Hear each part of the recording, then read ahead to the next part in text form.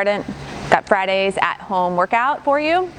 Today is our deadlift day, so if you do have a bar and weights available, feel free to go ahead and look in Sugar Wad. It'll have the percentage work for your traditional deadlift. If you're at home and you don't have a barbell, that's perfectly fine. Today we're going to work on single leg deadlifts.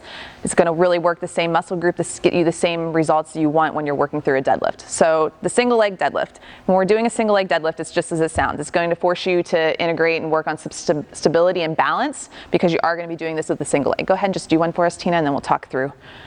Arms. Yep. So a couple things I want you guys to focus on. What Tina's doing really well here is keeping this back nice and flat and neutral, just like we see in our normal deadlift. She's not doing anything funky. This leg raises and she keeps that straight line as she lowers that deadlift down to the floor, right? So you're going to think through your deadlifts. The first thing we're going to do, she's going to unhinge those hips and start to lower down to the floor, just like our traditional deadlift, and we're starting from the top, working our way down. This is challenging, like I said, because it requires you to use your core and stabilize, even probably more so than a double leg deadlift, traditional deadlift. So what I want Tina to think about doing as she is stabilizing is taking that good belly breath I always like to talk about, engaging that core and bracing as she starts to lower. There are a couple different ways and different techniques and ways people approach single leg deadlifts. The goal I want for you today is to make sure we're keeping that back flat and hips square. So whatever achieves that, I don't care if you hold it in your right hand or your left hand or both hands. I want to make sure you're focusing on keeping back flat, hips square as you're lowering that kettlebell.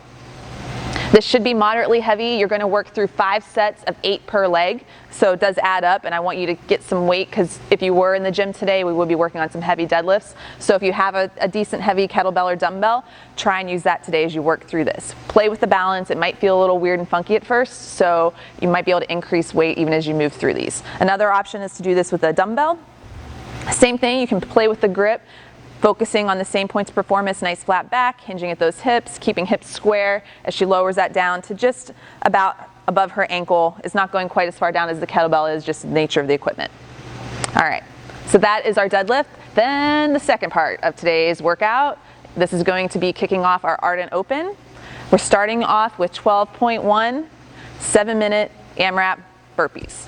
Okay, so if you were around, did the Open back in 2012, this was my very first open workout ever, and it was pretty horrible. I'm just gonna say, I may have done it twice and it hurt really, really bad. But the goal of a burpee, okay, when you're doing this today, we're gonna make sure these are good quality burpees, chest the whole way to the floor, your thighs touch, chest touch, fully extend hips. You are going to have to jump to a 6-foot target. I don't have that right now, but you can visualize it. You need to put something overhead or find something you can jump to that is 6 inches above the top of your head. Okay, so you're going to measure this out. We're going to be legit 6 inches above the reach of your hands, not above the top of your head. So you need, since we're trying to do this as some sort of scored event for our Ardent Open, please take the time to measure that out and find a target that is 6 inches above your head. You do need to physically make contact and touch it, and we're counting total number of burpees within that 7 minutes. Okay, pretty standard. It's not fun, I swear. It's 7 minutes of burpees. It's as bad as it sounds, but push through it, get through it, try and stay steady and consistently chip away at that 7 minutes and move through, and before you know it, it'll be over. Okay? All right, so that's our programming for today, Friday. Hope you're all having a good time.